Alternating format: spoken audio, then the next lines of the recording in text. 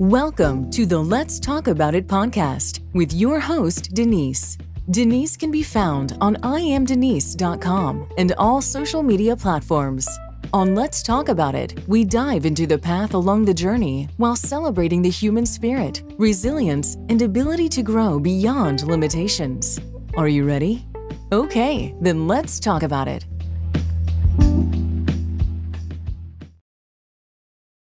Hello, everyone. Welcome to another episode of Let's Talk About It. I'm your host, Denise, and I'm so happy, as usual, to have you guys stop by to listen to our podcast. I have a really amazing guest for you guys today. I have the author. See, I got my copy. Yay! I don't just talk about it, I actually buy stuff that's good. I love it. Thank you. You are welcome. Please help me welcome Miss Becca Ridding. She is the author of the Clarity Journal. Now, reading a little snippet from how you are described. Becca is a coach and author, helping people around the world find clarity and gain momentum so they can take control of their dreams. What a way to start. Welcome to Let's Talk About It. How are you doing today? I'm doing great. How are you doing? Awesome. I'm excited to jump into this Clarity Journal because I feel like a lot of people who think they are so clear and they have so much clarity, a lot of times there's no empirical evidence to support that. There's no disaggregated data. It's just your word that you have clarity, right? That's a really good point. What I love about your Clarity Journal is that it actually gives some measures, right, that you can use to identify the scope of clarity that you have. So, first of all, what inspired you to write the Clarity Journal? Oh, well, it's such a funny story. I was going back and forth about a career decision of my own. I've been a career coach for quite a long time, but I hit a bit of a crossroads once my second child was born about what direction I really wanted to take. And so when we're stuck on something, we have a tendency to talk with our friends a lot about and overanalyze with them a lot. And so eventually this one particular friend who I love dearly and who knows me very well, was basically like actually stopped me mid-sentence and I was like, Becca, you're the coach. What would you tell you? And it really hit me like a sack of potatoes. I was just like, I was blown away. I was like, you're right. I do this every day for other people. What's going on? And so we got off that call and I went and wrote 25 writing prompts that I would give to clients that I give to clients naturally. Like I don't necessarily like have these all socked away. It's just like, food for thought. And so as I was going through them, I just realized how powerfully it was helping me move through this decision that I had been agonizing about probably for 3 months. And can you share a little bit about that? Like, where were you? What was the decision? And what areas were you struggling with? Let's see. Yes, I can definitely do that. I was kind of struggling. Google overnight changed some algorithm. I'm not exactly sure what algorithm. And how I had been marketing myself really dried up overnight. I had a pretty full coaching practice, or at least as full as I could handle with a small baby. And I was trying to figure out what to do next. Like, so I went from having, a nice full-time coaching practice to really only referrals from people who I'd already coached, which was also nice, but it wasn't going to quite pay the bills. And I was trying to figure out how to make that next step because I didn't want to continue on the path of just constantly only working one-on-one.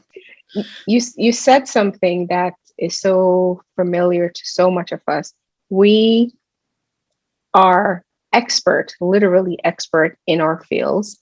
And for some reason, when it comes to applying that same information with ourselves, it's almost like we get amnesia, or like those brain cells like conveniently go on vacation, whenever that happens.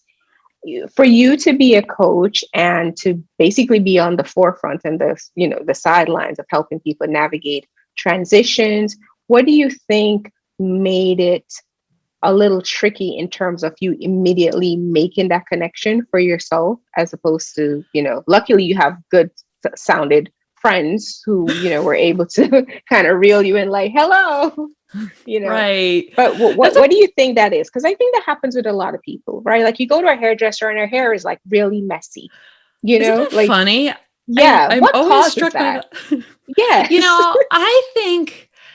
I think it's for this very same reason that you need to hire a coach in the first place.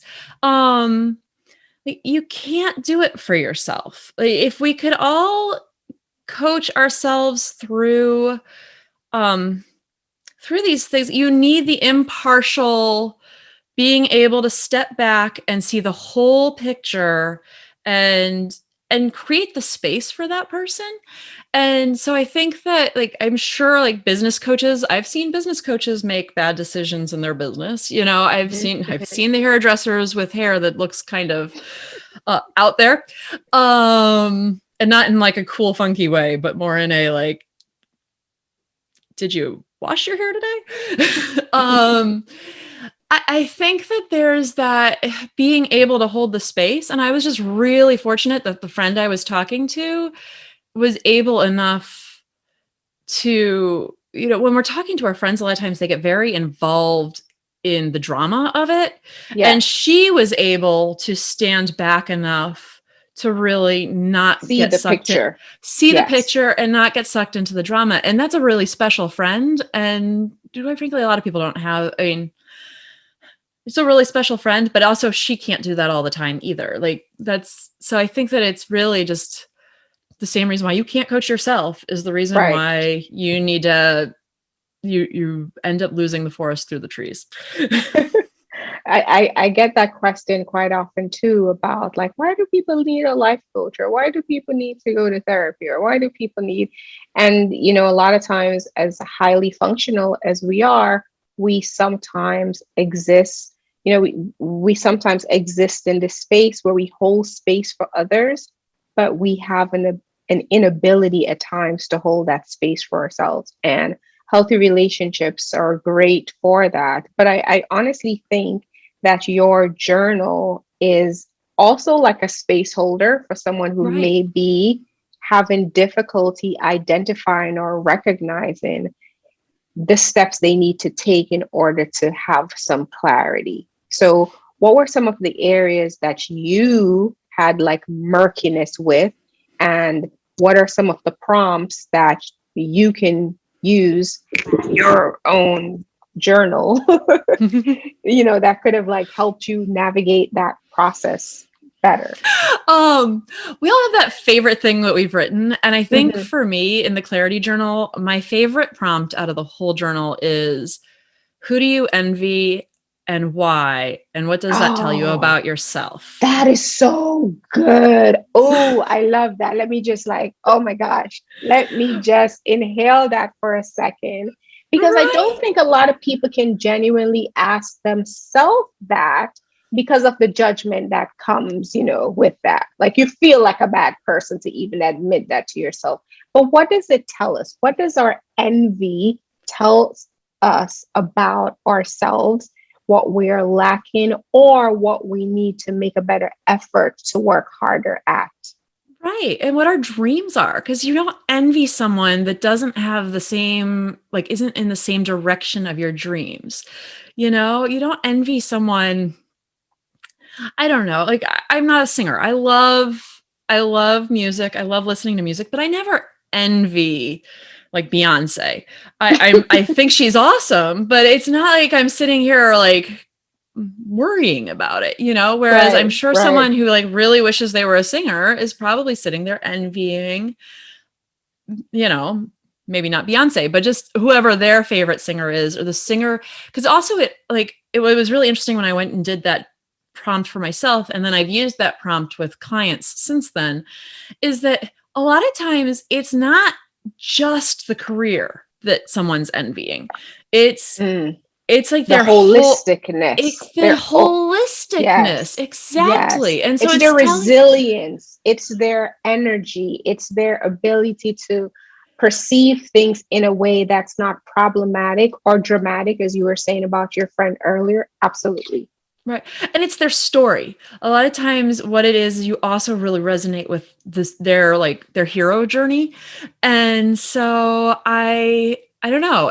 And I think especially as women, we are just taught so much to suppress anything. We play small. Like we are taught so much to suppress like envy, any bad emotion, any Yes. anger. And it's like, so it's not safe. And it's like, but those emotions really do teach you something. And Mm, if you're just constantly trying to suppress them, you're not actually usually making them go away, no. just You're in denial. ignoring. Exactly. You're just denied. Now, one of the, I see that you're a big Rumi fan, and so am I. And you have this beautiful quote where Rumi says, "Let the beauty of what you love be what you do." Oh, Yeah. I love that. I love that. How do you get your clients to embark on that path? Because we are so obligated to duties and responsibilities and everything around us that so often it is a luxury for some people to be able to let the beauty of what they love be what they do. And so how do you help people to recognize that it's possible for everyone to have that? And sometimes I struggle with this because I do work with a fair number of people who are unemployed. And so, they're realistically, they're going to take the next job they get offered. And so it's kind of that it's like the realism versus the dream. And Mm, I feel like one of the things that we really don't embrace is the idea that it doesn't, you're not going to start at the last step. You start at the step you're at right now. And say it, so, say it. Oh, I feel like I want to tell you, you are preaching.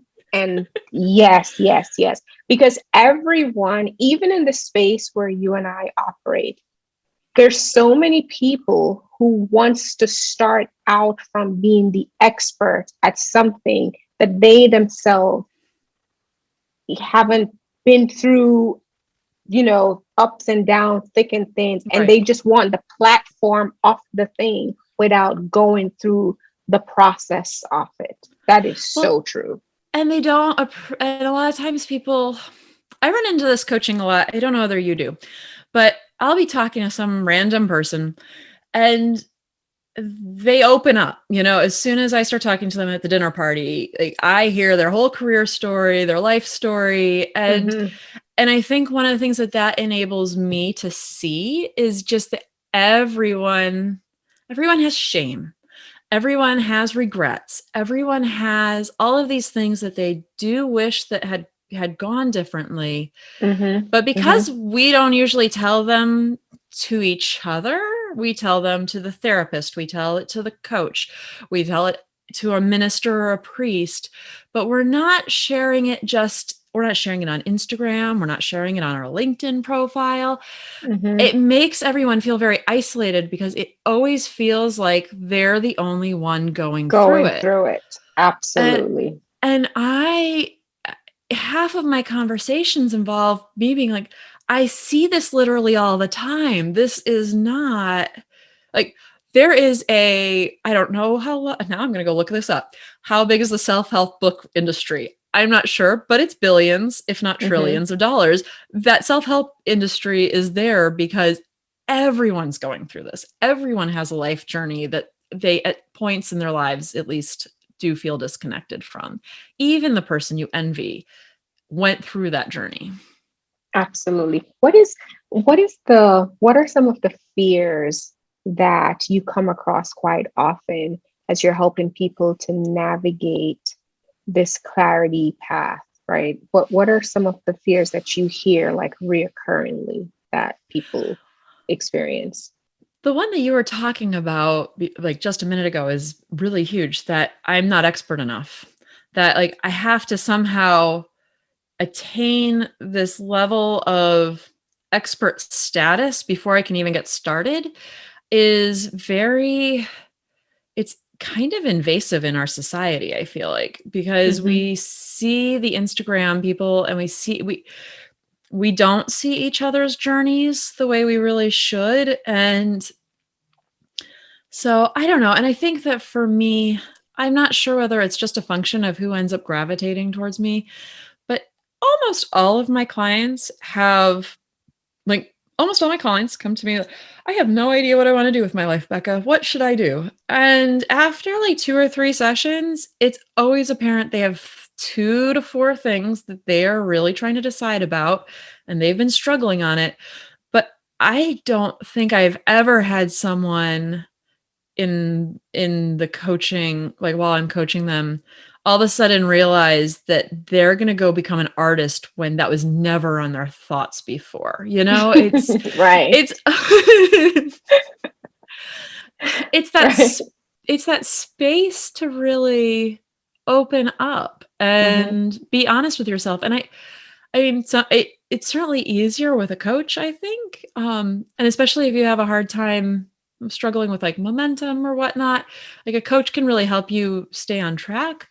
But it's why I wrote the clarity journal. Like really, if you went through and did if you just wrote in your journal for 30 days, not even my journal, but just a notebook of your own, and you were really open and honest with yourself, you'd gain clarity. You naturally start gaining clarity when the more honest you are with yourself.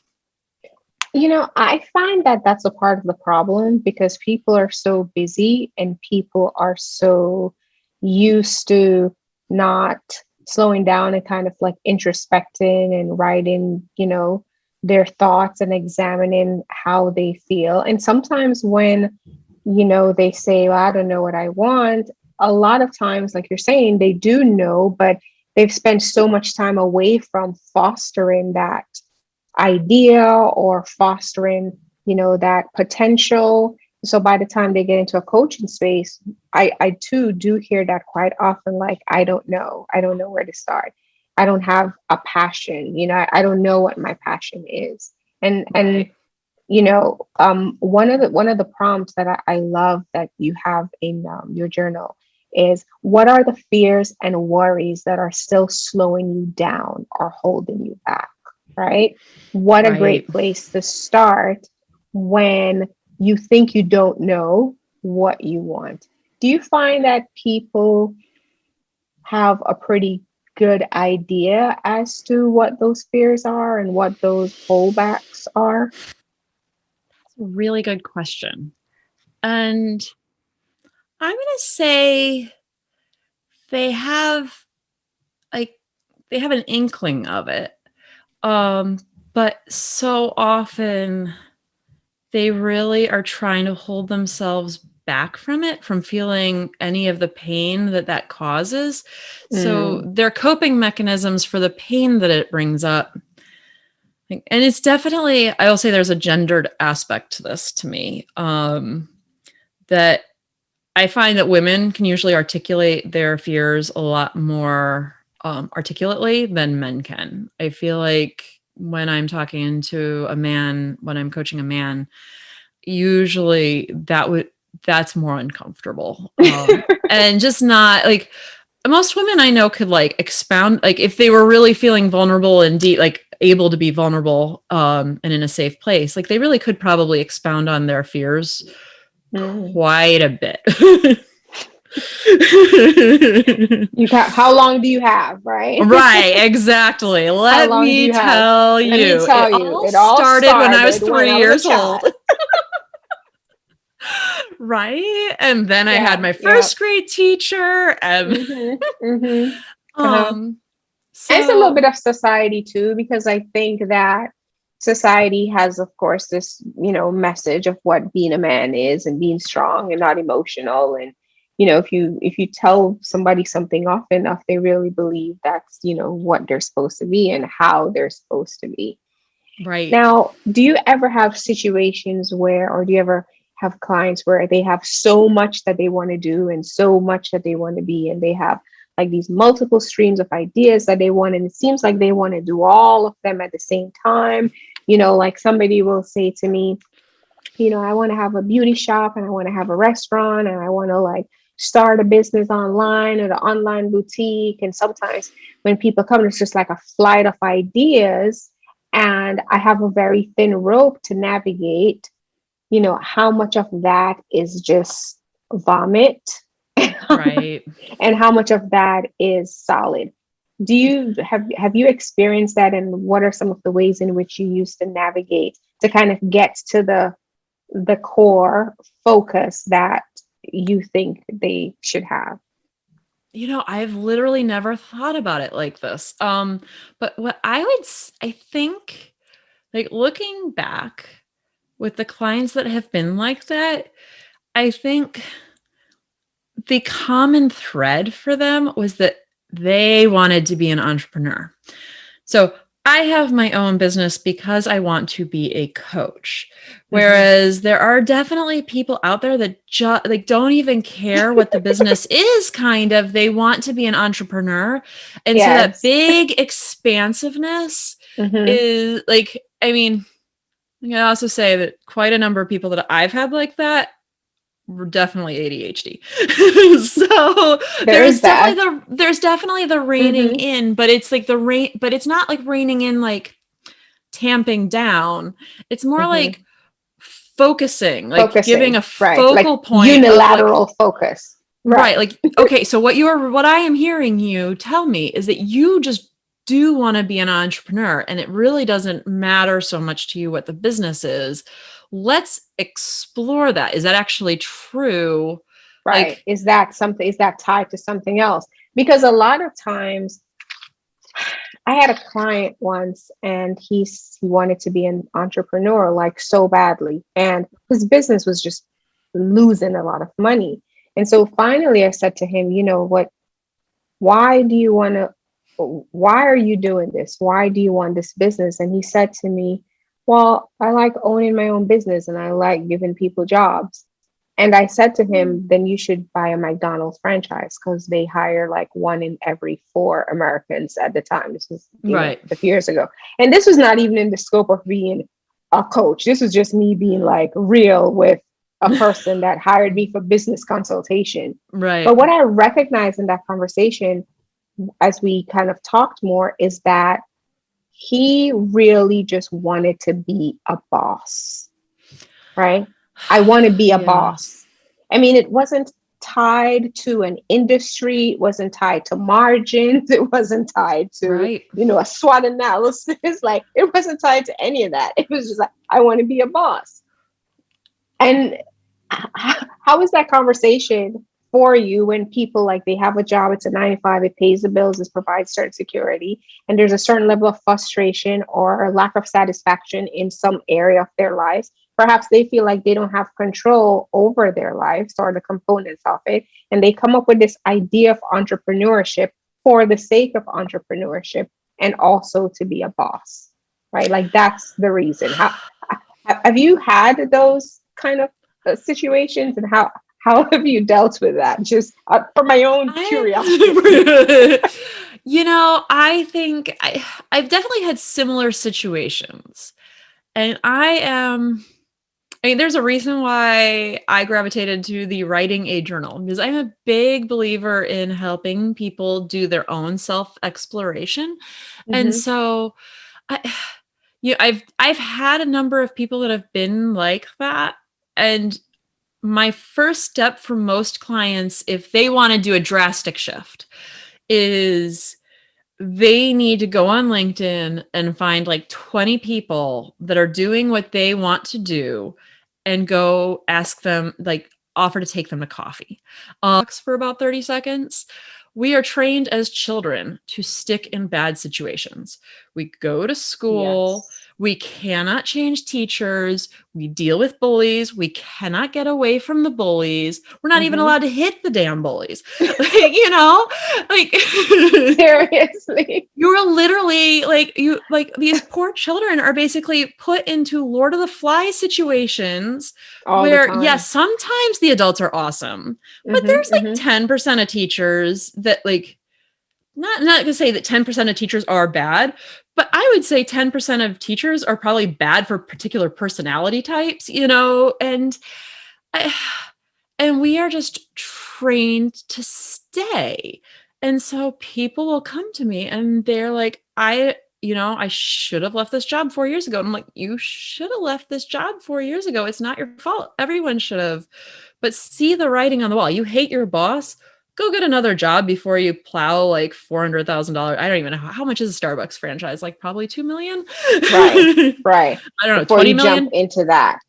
Yeah. Right. Because if it's really just that you hate your boss, but you really only want to work 8 hours a day, you are not going to work 8 hours a day as a Starbucks, as a franchisee owner. You're going to like be working weekends when someone like doesn't call, when someone calls in sick. Like, Yeah, it's a whole different mindset and a entirely different context of life going from being a worker to being an entrepreneur. And I think a lot of times people who want to start their own business don't really believe in internships, right. right? Like literally give yourself an internship into whatever business you are trying to start and shadow someone and understand the nuances of it, because sometimes it is impulse. And there's a difference between having a hobby and wanting to explore that hobby and maybe wanting to make, a little money on the side with that hobby, in comparison to quitting your Fortune 500 company job Right. because you feel like green hair dye is going to be the next thing, and you've like called China and you've watched Shark Tank, so now you feel like you have this going. Like it's a lot more. And Right.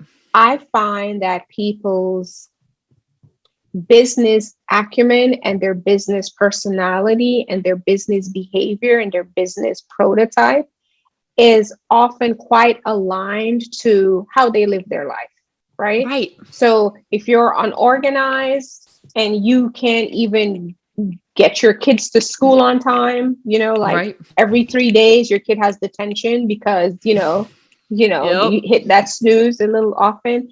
There are parallelisms between your life and your business and between entrepreneurship and between career changes. So is there any kind of assessment or exploration of conversation that you do in depth with your clients to examine, like, let's see what's under there? Because, we have this expression where we say, like, you're not about that life, right? Mm-hmm. So, like, yeah, like I was a teacher and I was asking myself every day, why am I being a teacher? I love to sleep in and I don't like to wake up early. Right. And I would have this nightmare that I was late and my students were there waiting. And so there are things that I had to do in my personal space as I shifted into a career space that required a strength in an area that I had not, developed. So how do you, how is, I mean, like, how do you help people to recognize that the very thing that they're wanting or desiring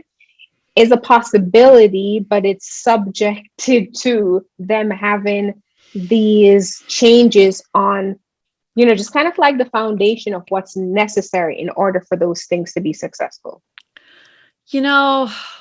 I am a big believer in really knowing your strengths and weaknesses. And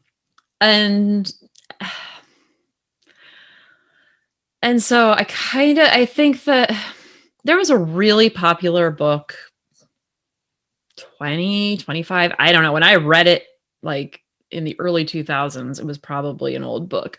It read very old. It was called The E Myth, and the E stood for entrepreneur. And it talks a lot. It simplifies it dramatically, but it basically takes 3 scenarios. It takes you love baking pies. So you open up a pie shop, but you hate the day-to-day operations and you like the managing people and stuff, and you're not an accountant. And it basically like goes through the exact same thing, like with like an accountant. Like, well, do they like marketing? Like, do they like managing people? Like there's like basically a bunch of categories that you have to be able to shore up if you're going to open up a business. And so I think that even in a career, like knowing what the things are that you would need to shore up and not trying. We use willpower too much. We think we're going to be able to use willpower, but it drains us and exhausts us. It does. It does. And so making sure that whatever you're switching to is not out of the frying pan into the fire. Like you are set up for success. Decision. I think your journal is a really, really good tool for people to use. Tell us a little bit about it. See, for those who are watching, it's called the Clarity Journal. I got mine on Amazon Prime. Got to me in like 2 days. So tell us about the content of the Clarity Journal and how people can get it. Well, you can get it on Amazon. And it's basically broken up into a couple chapters. Like the chapters, now I'm going to reach down and actually look because I'm like, I can actually just like, so it goes through the, like what's working in your life is the very first chapter. And it helps you kind of, I think a lot of times when we are stuck, like if you're stuck enough that you're going to buy the Clarity Journal, you're feeling it, it's really something isn't right and it's bugging you. And we tend to lose sight of what's actually working. And so I start with what's working. Because if we lose sight of that and go down too deep and down the path, you might end up changing things that don't need to be changed. So we have an expression that says we throw out the baby with the bathwater. Yep. Yeah, don't do that. Don't do that. The baby. And you're going to find clarity quicker the more positive you can be. So that's why I start there. So it's got like each chapter has like an intro section where it's kind of like a 750 word intro, like things to think about as you're going through the prompts. You know what I love about your prompts? When those intros before the prompts, because, and I'll just kind of like expound a little bit. So you have the defining the challenge, start dreaming, friends and mentors, creating that picture, trying it together. And those are like sections. And as I'm reading through some of those sections before you get into the prompt, it literally sounds like a girlfriend in your head, like if you had a girlfriend who was like, who did it and she's kind of like together and she is, tested it out and this is what helped her. It really sounds like that. Like you have such a familial voice. Like I can hear your voice. You're like, one part I was reading, you were like, don't be hard on yourself. And I'm like, yeah, that's right. Don't be hard on yourself. Let's focus on what you already know, right? So exactly. I love that you don't feel isolated when you're doing this prompt and you have a little bit of encouragement as you're kind of navigating it through. And I just think it's a really fascinating, interesting tool that people can use to help them in that transition with clarity, and you can apply it to various areas of your life. Over 100 thought-provoking writing prompts and quotes, and it will help you to find some direction no matter how lost you may think you are. I think this is a good way to start. And also, this is the space that you're in. You're a fellow coach, so I'm always, an advocate for coaches who are coaching in their lanes, like, right? So tell us a little bit about your coaching and how people can reach you and give your social media platforms, websites, all that good stuff. So they can reach me at beccaribbing.com. Ribbing is Ribbing. And you can find the book on Amazon. You can find out about my coaching there. I'm actually fairly full right now. So, so the book, but I always love when people reach out. And then social media is the same thing, Becca Ridding. Okay, awesome. Well, thank you so much. I'm pretty sure that I'm going to have you back again as a part of a panel discussion on something. I love talking to you.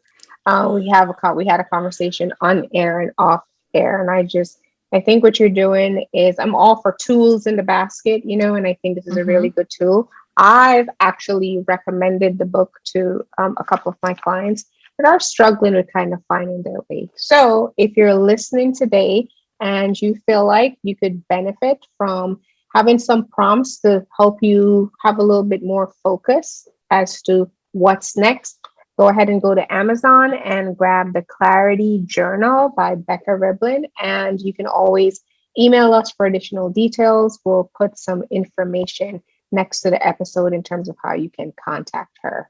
Anything you want to say before we get out of here and go back to continuing to have some additional clarity in our own lives? I guess just that life is too short to stay stuck. If you've been struggling with something, get help. If it's getting the book, great. If it's talking to your the friend that is the most able to hold space for you, fantastic. However it needs to happen given your circumstances, don't be the person that stays in a job they hate for 4 years, or 10 years. So start getting moving. What is that cliche? If your work is your passion, it will never become work. Exactly. Well, that's where we're going to wrap up today's episode. Thank you so much again for talking to me today. I just love talking to you, and I think this is really a really good tool that you've created for people, and I think they're going to benefit from it. So thank you. You are welcome. You are welcome. Thank you so much again. And of course, thank you guys, the listening audience and viewers, for hanging out with us on Let's Talk About It. Today, we talked about having clarity and how having clarity can help you get to the other side. Stay tuned for our next episode. Listen to this one if you feel the need to do it over and over again. If not, stay tuned for the next one. This is your host, Denise. Take care of yourself and each other. You've been listening to Let's Talk About It. Bye-bye. You've been listening to the podcast, Let's Talk About It. Feel free to support our podcast by selecting the sponsorship link on this platform. Drop us a line or even be one of our guests. Visit us on the web at www.imdenise.com to learn more.